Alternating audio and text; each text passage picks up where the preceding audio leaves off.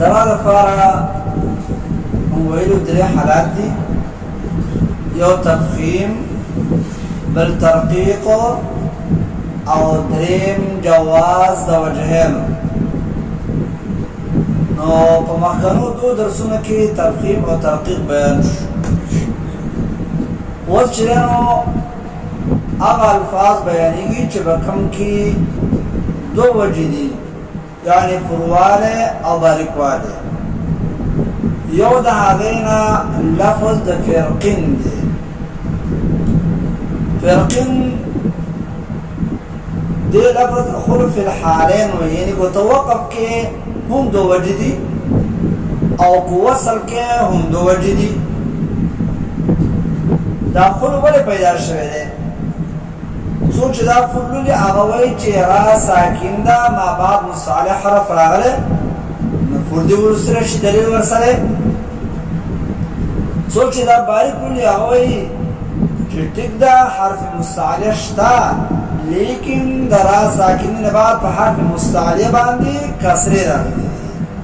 او د کسرې د وجه نه د حرف تفخیم کم شوی دی نو د دې وجه نه دې کې دومره صلاحیت او طاقت نشته چې د دې د وجه نه د را پور ورسلی شي هغه ارادې باریک ورسلی شي خو په دواړو حالاتو کې دواړه وجې پکې جایز دي که چا پور ورسل کو باریک صحیح ده دویم لفظ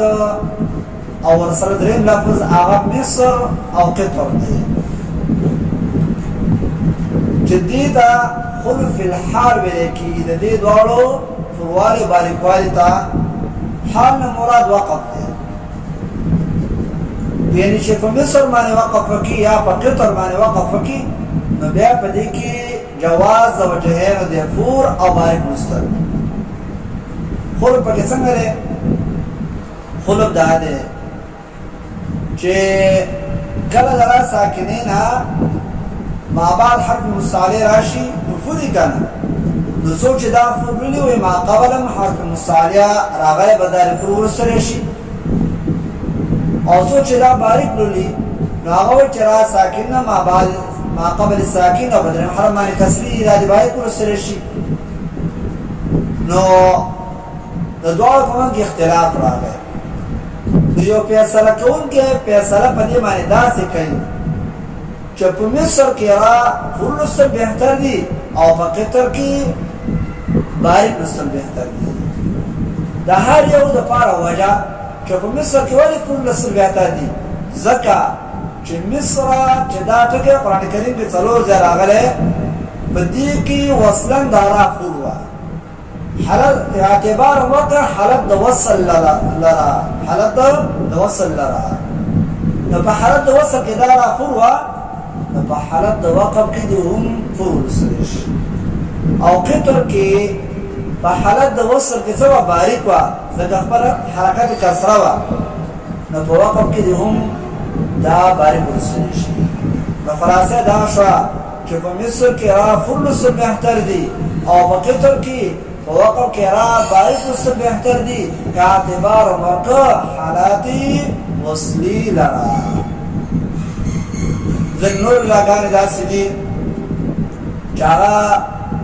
ځینو قاري صاحبان راوړي لکه زموږ مشر قاري صاحب عبدالسلام هغه په خپل کتاب کې راوړي دي چې یسري اذا یسري النذور او دارنګې واللیل اذا یسر الجواري دا راګانې هم په حالات د وقف کې په دې کې دوه دي او د باریکوالي لپاره چې څوک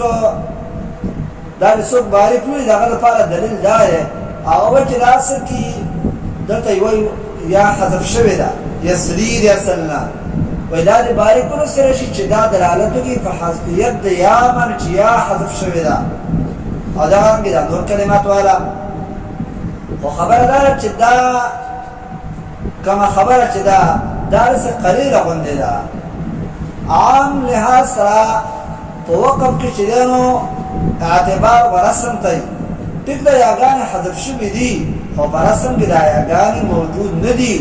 نو د عامې قاعدې موافق و النذر و یسر وغیره دا راګانې دا عام قاعده موافق للسلكي شكل هذا وقف دوجنا ساكنه شو ما قول ساكنه بدل حرم فتح ضمي دا غراف للسلكي بيغا قاعده تقول شكل ما قاعده فدي راغان كشديدي بالله